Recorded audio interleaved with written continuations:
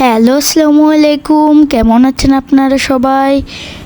তো আমি যখন বেনাপোলে ঘুরতে গিয়েছিলাম এই ডিসেম্বর মাসেই, তো তখনকার এই ভিডিওটা 16ই ডিসেম্বরের দিন। তো আমি বেনাপোল থেকে নাভারণে কিছু জায়গায় ঘুরতে এসেছিলাম, যেমন এই যে সাদেক মিষ্টান্ন ভাণ্ডারে আমি এসেছিলাম।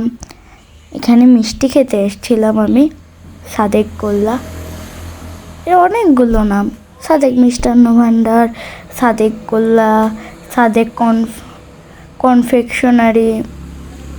অনেক ভিতরে ভিডিও করা অ্যালাউ করছিল না তারা, এই জন্য আর ভিতরে ভিডিও করি নাই। বাইরের পরিবেশটাও অনেক সুন্দর করেছে তারা, এবং ভিতরের পরিবেশটা আরও অনেক সুন্দর করেছে, কিন্তু তারা ভিডিও করতে দিল না, এই জন্য ভিতরে আর ভিডিও করিনি। তো এরপরে আমরা বাঘের চা খেতে এসেছিলাম, বাঘের রিসোর্টে। তো এই যে ভিতরে যাচ্ছি, অনেক সুন্দর একটি পরিবেশ করেছে এই বাঘের চা রিসোর্টে। উপর দিয়ে কি সুন্দর ছাতা দিয়ে একটি ছাউনি মতো করেছে কিছুটা, অনেক সুন্দর লাগছে দেখতে, এবং অনেক সুন্দর করে এটাকে ডিজাইন করেছে। এই যে সাইডে এই যে যে বাঁশ দিয়া, এই বাঁশের সাইড দিয়ে এই যে লাইট জ্বলতেছে, এই লাইটগুলো রাত হলে জ্বলে।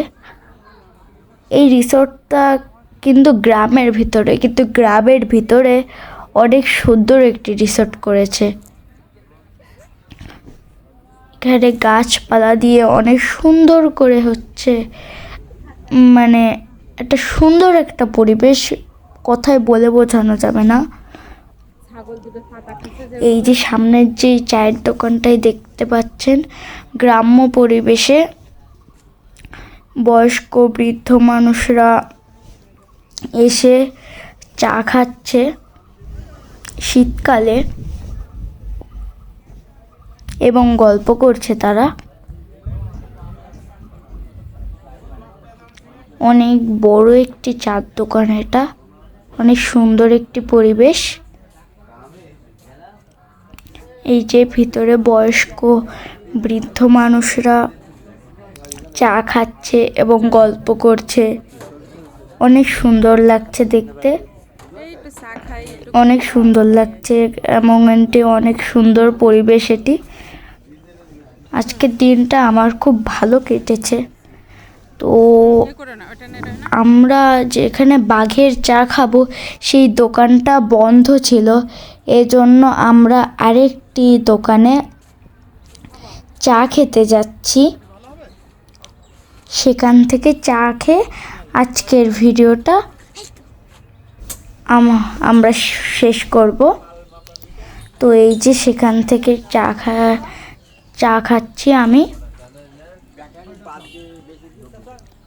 তো আজকের ভিডিওটা এ পর্যন্তই। ভিডিওটা যদি ভালো লেগে থাকে তো লাইক, সাবস্ক্রাইব, কমেন্ট ও শেয়ার করে দেবেন। পরবর্তী ভিডিও পর্যন্ত আসসালামু আলাইকুম। You got me jumping like